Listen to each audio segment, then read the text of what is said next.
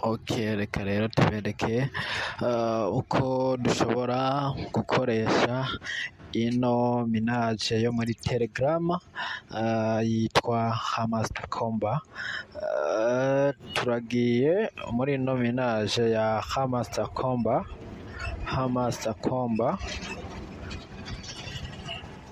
turabe uko dukoresha iyi daily combo.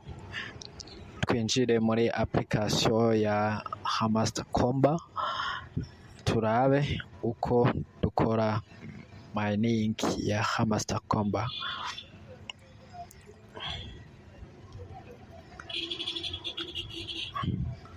Turindire yuguruke gato.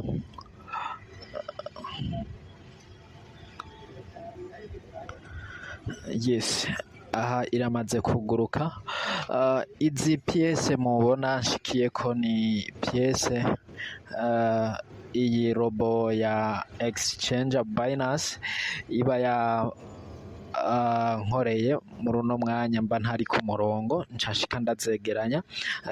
Reka ndaza kwereka uko nawe ushobora kuzironka iyo utariko uramininga muri no minage, ariko maze kwinjira ugasanga izi pièce wazihawe ca wemeza kuri thank you Binance. Izi pièce ni robo ya Binance iba yaziguhaye mu gihe utari ku murongo uriko uramininga. Izo nazo kugira uzurazironka biba vyavuye n'aka ngaka uba waractive. Aka ndabona ahanditse Binance, ahangaha iyo hafyonze ukicinjira ubwa mbere baraguhereza ama échangeur atandukanye. Ayo ma échangeur niyo ucuhitamwo imwe ikazoza iragufasha gukora mining mu gihe uzoba utari ku murongo. Sawa, reka dukomeze. Ikinzanye rero muri no minage ya Hamster Combo no kukwereka uko ushobora gukoresha zirya karata baguha kugira ngo ukomplete daily combo. Urafyonda aha kuri mining, aha kuri mine ni kuri aka kantu kagira kabiri, aka ngaka aka kagira kabiri, ako niko uheza ugafyondako hanyuma ukabona ahari daily combo turiko tukubwira ni zingizi pièce uba ushaka guhiganirwa. Izi pièce nazo kugira ngo uzironke birasaba ko wuzuza amakarata atatu.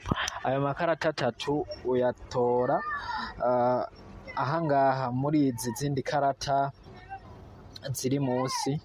Aha kuri market, aha PL team Ledger special. Izi zose ni ikarata uhitamwo imwe baba batanze buri munsi baratanga ikarata zitatu ziba zatsinze. Izo karata uraheza ukazigura mu ma Hamster Combo uba wamaze kumininga.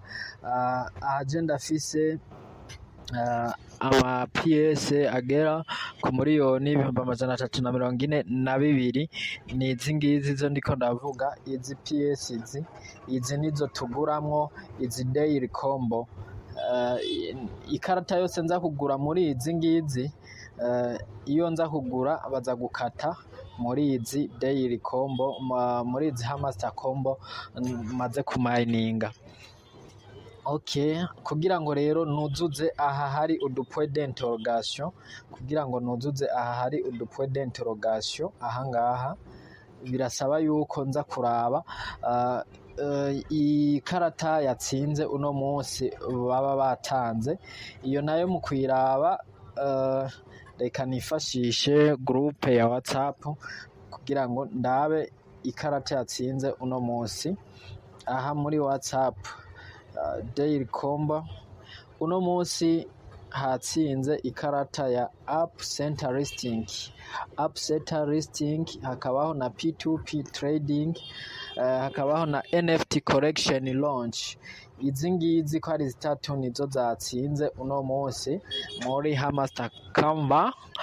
Izi rero nizo tugiye kwifashisha mu kugura